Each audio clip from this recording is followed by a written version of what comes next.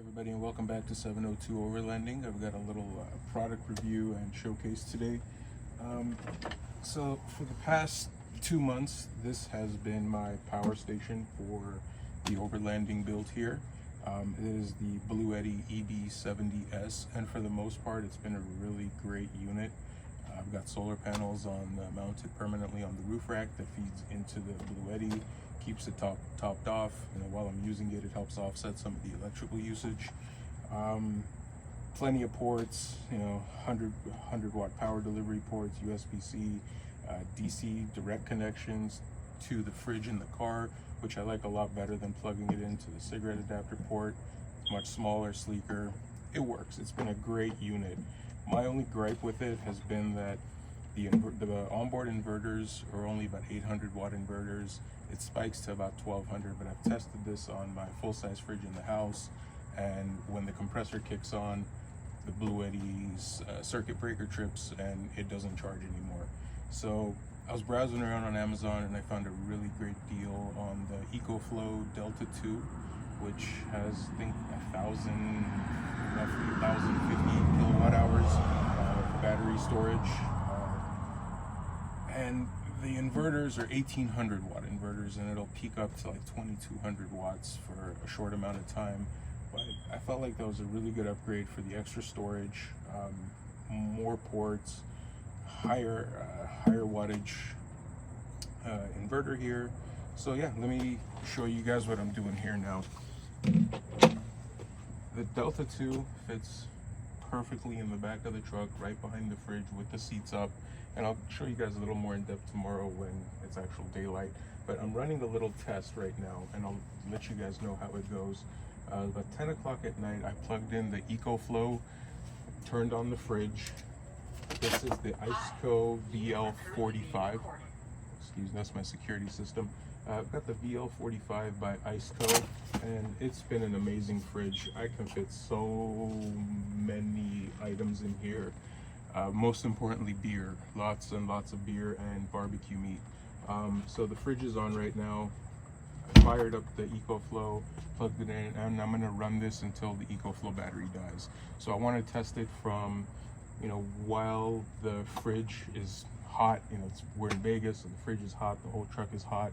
So I turned it on. I want to see how many hours the Ecoflow will run with no input. So I'm going to disconnect the solar panels. Nothing is going to be running, just the fridge running off of the Ecoflow Delta 2. And I want to see how many hours I get, right?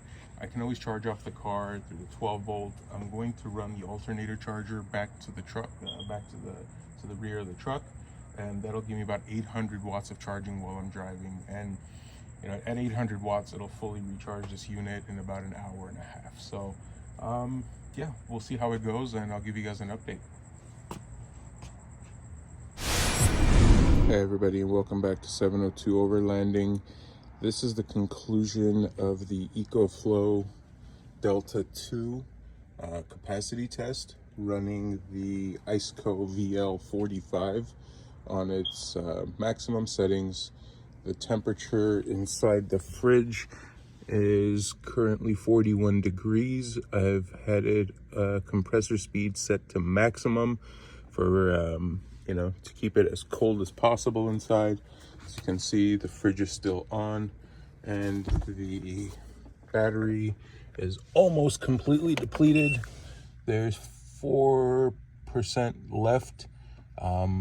It says we have about 3 hours of standby time with the compressor's not on. When the compressor kicks back on, it's pulling about 70 watts at maximum speed. So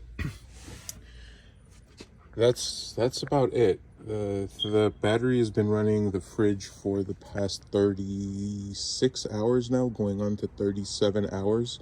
And that's with no solar input coming in, no DC power coming in from the car. It's all set up for it, but I disconnected everything to run this test in case we're out somewhere, something goes wrong, whatever, just to see how long the Ecoflow Delta 2 can power the Iceco VL45 with no additional input coming in. So just on its own capacity. We're at about 36 hours. I'd feel pretty comfortable saying 37 hours is is that this is all that this capacity can provide for us.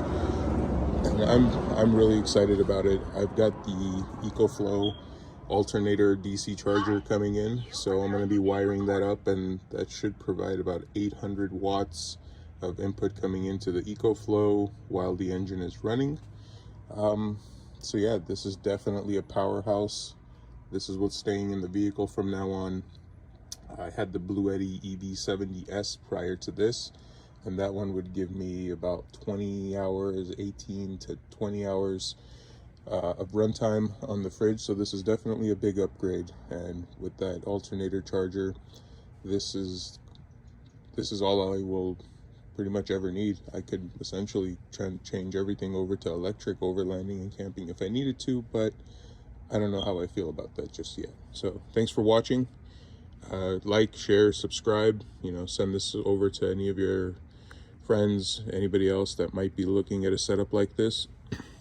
This is a full-size fridge from Iceco with the C-Cup compressor. I absolutely love this thing. It is a powerhouse. Yeah, there you go. This is the back of the 4Runner. So with the Ecoflow sitting right there and the fridge all the way back, it's almost like it was meant for this setup. It fits just by a hair. If it was even half an inch wider, half an inch taller, it probably wouldn't fit. But this setup is absolutely perfect. Check it out.